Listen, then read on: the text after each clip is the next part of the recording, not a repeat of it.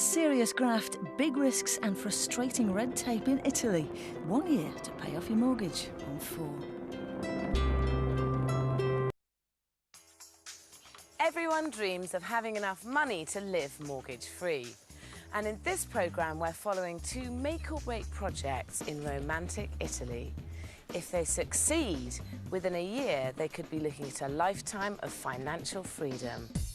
But getting there is going to be anything but easy. While Simon and Phil are sinking their entire life savings into an investment in beautiful northern Tuscany. We want to be mortgage-free, debt-free. And this is basically going to be another bedroom here. Success could mean an end to the day job, but it's going to take everything they've got. Our blood, sweat and tears have gone into this place.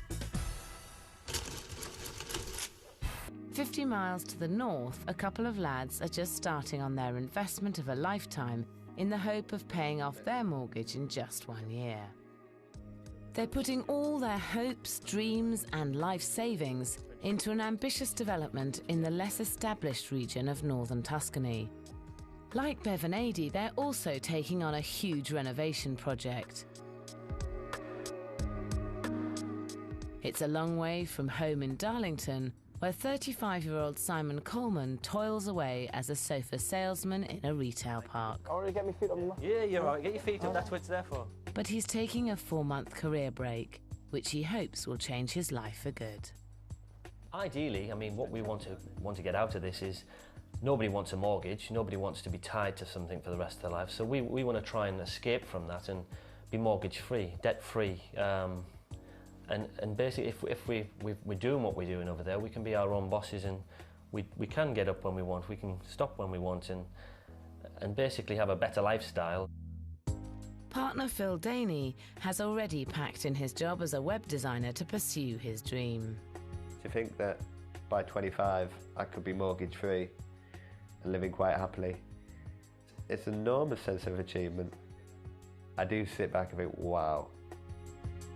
The mortgage on their home is a hefty £90,000 and would take 25 years if they had to pay it off in monthly instalments. They've already made £100,000 developing properties in the UK, thanks to their DIY skills. We'd like to continue doing it in the UK, but it's just a market slowed down now, so this way we can keep doing properties up and make even more money, because you make more money over there, don't you? Hopefully. They want to get rid of their mortgage within a year, and they think they can do it by investing everything they've got in Italy. They have a mortgage of £90,000 on their home. They're ploughing every penny of their savings into a rundown barn in the quaint village of Teglia in Italy. The barn cost them £50,000.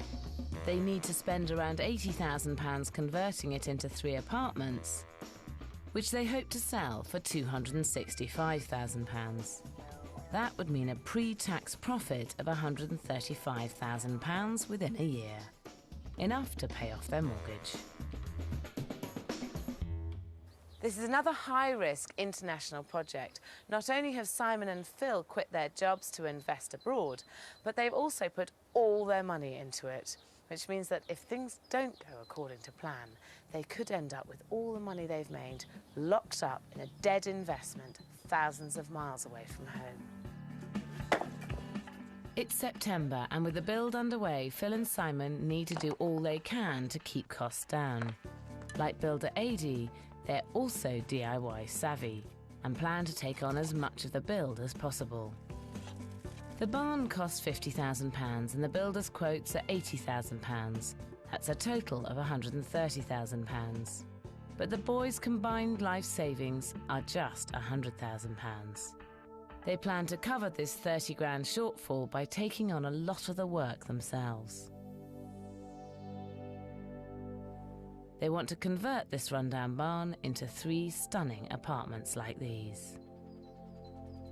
Packed with original features and all mod cons, they hope to appeal to the lucrative holiday home market.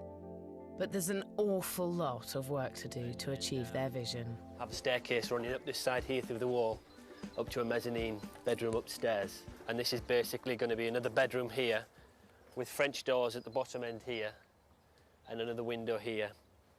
Where I'm standing now, we're going to have a walk-in wardrobe. They have the plan, but what they don't have is all of the money to complete the work. So they spend 2 months grafting on the build themselves, getting ready for the builders. We've removed the roof, we demolished all the roof, all the external first floor walls. The builders are on site now building them back up again. That's the builder's part. And then we'll get down to, you know, all the internal, building the internal walls, fitting bathrooms, tiling, decorating and everything else that's required inside, kitchens and all those things. Their own labour is just one money-saving measure. Rather than wasting hundreds of pounds on long-term hotel bills, they've bought a caravan to live in, and the bathroom facilities are raising a few eyebrows. That trough there was actually where we were bathing for the first 6 weeks when we had no electric. The weather was fantastic, so we used to jump in on a night, shampoo, shower, and the villagers used to come with a hose and hose us down. But after 3 months of back-breaking work, they're no closer to closing the gap in their finances. They still need £30,000 to finish the project. They had underestimated costs and realised late in the day they will have to find more money. We were quite naive. We put a lot of trust into the people that were advising us how much it would actually cost, and that figure blew out of... Escalated out of the water. Completely out of proportion. The idea of buying this place in Italy was to be mortgage-free, not to get a mortgage, but we know that we're going to have to get a small mortgage, but depending on how the fees go and how the building runs with expenses, we may need to increase that. £30,000 may not seem that much, but with all their savings tied up in this unfinished project, getting this mortgage is vital. They head home to Darlington to research different financing options at home and abroad, and apply for a mortgage from an Italian bank. After looking at a couple of them, we think we're going to decide to go with the one that's based in Milan. The fees are a lot less.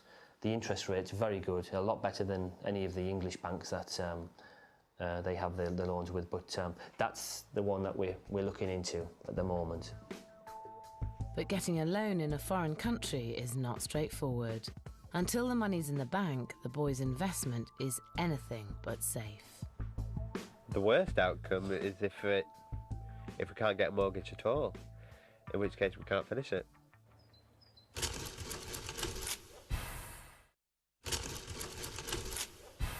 Phil and Simon have invested all their savings on a renovation project in Tuscany in the hope that they'll be able to sell it on for a big profit, enough to pay off their mortgage back home.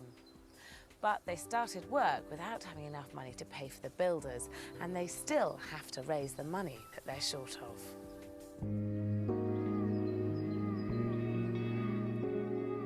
It's January and 5 months since the start of the build. The exteriors are now finished, but so is Phil and Simon's cash. Having spent 6 weeks in the UK deciding how to raise an extra £30,000, they're back in Tuscany and discovering the unsupervised build hasn't gone to plan. The skylight's in the wrong place, and that was the one thing we kept going on and on about to Mauro, the geometer. Make sure the skylight is in this side, so we've got a fantastic view of the upper wines. We've got a great view of the church, but it's the wrong way around, so... For a start, it's too high. We wanted it so you lower down so you could actually like look out of it. But at the moment, you have to stand on a crate to look out of it. And it needed to be on this side of the wall so that we got the view of the mountains. They agreed they put it in the wrong place, and it was their fault. So they offered to put in a new one, free of charge, which works out quite well in our favour, actually. Because it means we've actually got two for the price of one. Not being on site has caused problems, but they needed to get their application for an Italian mortgage in. It's only £30,000 that we need to get the place finished, which doesn't seem a lot in the scheme of how much we've already invested. But it's a final push. We need this money to come through in order to get it finished. By running out of money at this stage, they've lost a developer's most valuable commodity, good builders. The builders, unfortunately, had to leave site because we haven't got any money in place to pay them for the second phase of work that they need to come back and do, which is a worry. Phil and Simon's life savings are tied up in a half-finished building thousands of miles from home. While they wait to hear about the mortgage, they do what work they can. The more we can do ourselves, the less we have to get builders to do. That is the key to it. It'd be nice if I could earn £3,500 a week, but I certainly can't, and I'd rather save it. So this is the way of doing it. Where's me brick? Right there.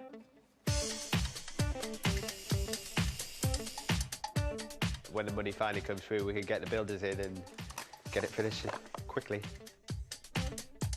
We'll get there in the end, hopefully. This is the last wall now. So we get this finished, and then that's all done.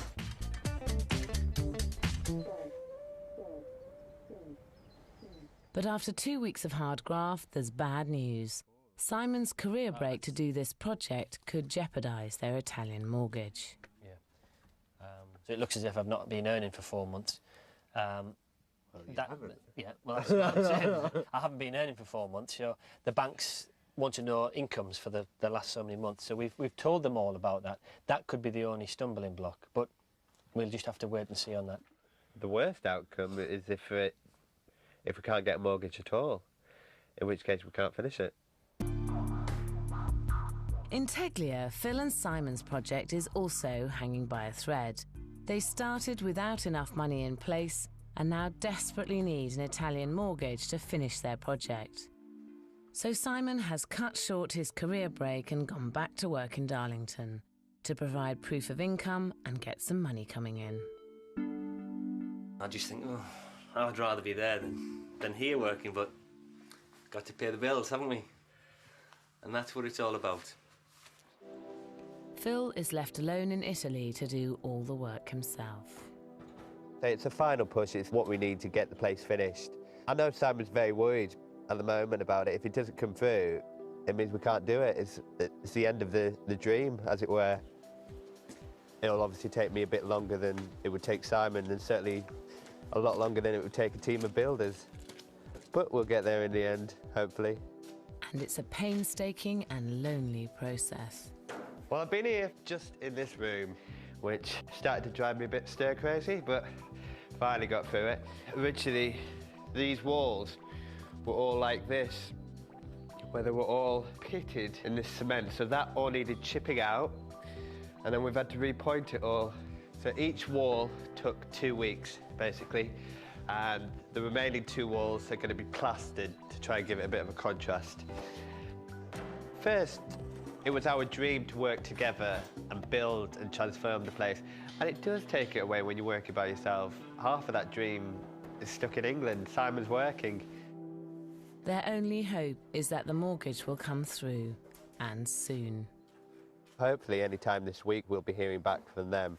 And as soon as we do, it's full steam ahead. We can get the plumbers appointed and the electricians back on site. And then once that's done, we'll get the builders back in to do the rendering.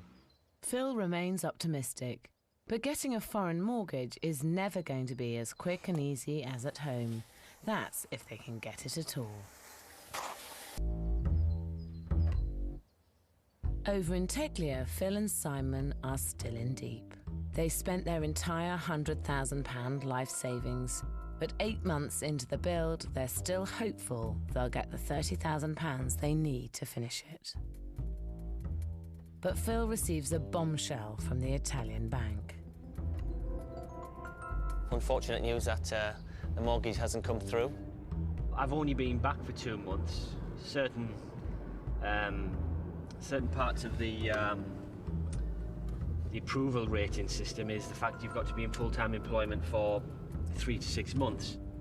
It's worrying. I try to put it to the back of my mind and think it should be okay, but if it doesn't go ahead, then it's our money, a lot of money tied up over there that we could use elsewhere, basically.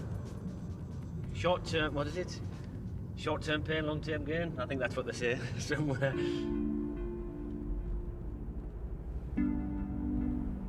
Simon takes the weekend off and heads to Italy for a crisis meeting with Phil. I've just got to tell Phil he's been working hard on the barn and basically the money's out there ready to get the next part done. I'm pretty peeved off, basically. When do you think this money's going to come through? Well, they've told me that they can't process it till June, so you're not going to get it till at least July, at least the back end of June, beginning of July. We were hoping to get it finished by June so that it could be on the market. Best time to sell a place like this would be in the summer, which means, unfortunately, if it's not even going to be, if the work's not even going to commence till this summer, then it's not likely to sell till the following summer, which is summer 2007, which is a long way off, really. But Simon thinks if push comes to shove, they can still get their money out quickly and make a profit. No, I was just thinking on the way over, on the flight, whether to, you know, try and get a price from the estate agents as it is. What, just not finish it? And see what we can get for it. When the windows and doors are all in and it's a finished shell, and see exactly how much it's worth and how much we've spent on it so far. We know exactly what we've spent on it at the moment and how much we can get for it and what the profit margin can be in it. Put it on the market straight away. Mm. Phil and Simon face a crucial decision. Do they sell their project unfinished and get their money out, or hang in there for the huge profits they set out to make? All the money's going to be tied up in this place. We can't do anything else. I know. This is what we've got to decide what we want to do and when you want to take the money out of this place.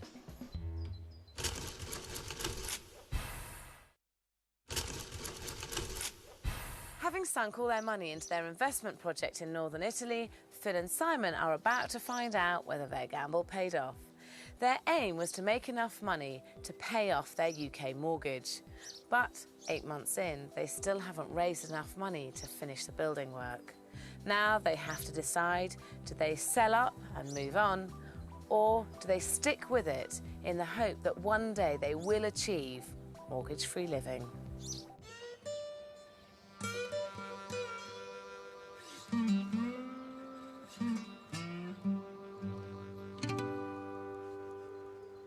Now we've actually run out of money. Everything so far has been cash investment.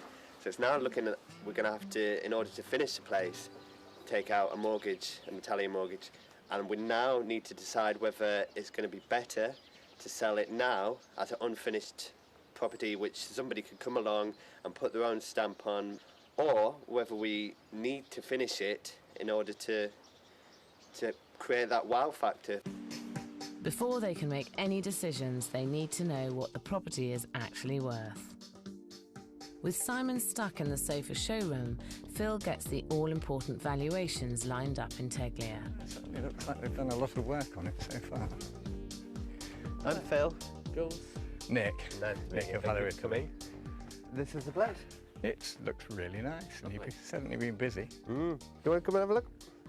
It's a barn which we've decided to split into 3 sections, and we're wanting this to be a large living area. The kitchen is through here. This will be a stable door, Yeah. so you can get back out onto the terrace. And what we'll have is a desk area here, and then this will be the main bedroom. Yeah. It's the moment of truth. Will spending their entire life savings, 8 months of hard work and time apart all have paid off? Option 1 is to sell the project as it is now. If they do this, they need a valuation of at least £100,000 just to break even. So if we were to look at selling it now, how much do you think I could sell this barn for in that state? With the doors and windows, I would think you're looking at sort of 150,000 as it stands. Great. That's good news. The property is worth £150,000 as a shell, which would give them a pre-tax profit of £50,000 if they sold now. But what if they carried on to the bitter end? If it was finished in the way I've stated, in 3 separate apartments with a swimming pool, all the gardeners are nice and finished, how much would you say that would be worth? I mean, you wouldn't sell it really for less than £260,000, I wouldn't think. Good to know. Partly its position, the fact you can walk to the, bars, restaurants and things. It has everything going for it. Great. Might even get more.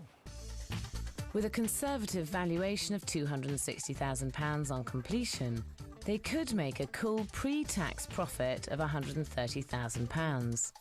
More than enough to pay off their UK mortgage. 2 weeks later, and there's more great news. The Italian mortgage is finally through. Simon? Yeah? Hello. Simon heads back to Italy, and the boys now face a tough decision.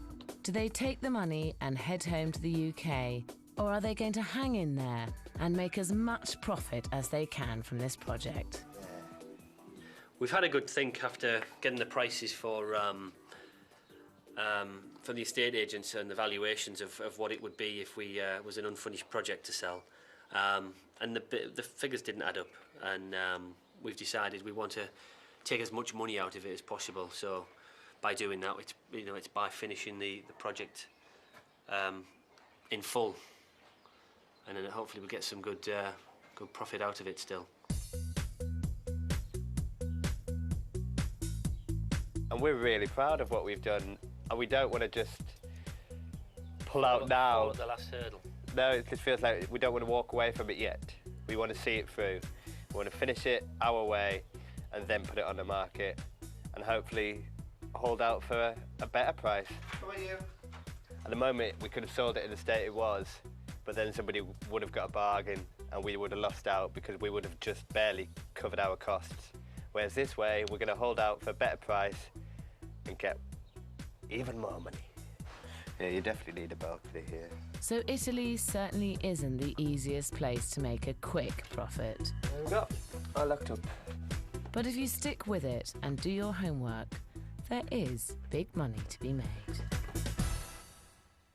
And what was so special about Next week, old friends Tom and Matt have had enough of worrying about their family's financial future and want out of the rat race. I would much prefer to be in Crete than where I am at the moment. I prefer to be anywhere abroad than where I am at the moment, to be honest. So they're risking everything they've got in a money-making venture. We did everything at the same time, so I gave up my nice job to have no income with a new son on board. They're sinking £250,000 into building 2 villas in Crete, but hope to make a massive £120,000 profit in under a year. Of course it's a risky project. Buying a house is a risk, so having one built in another country, yeah, is a big risk, but I think it's a risk worth taking.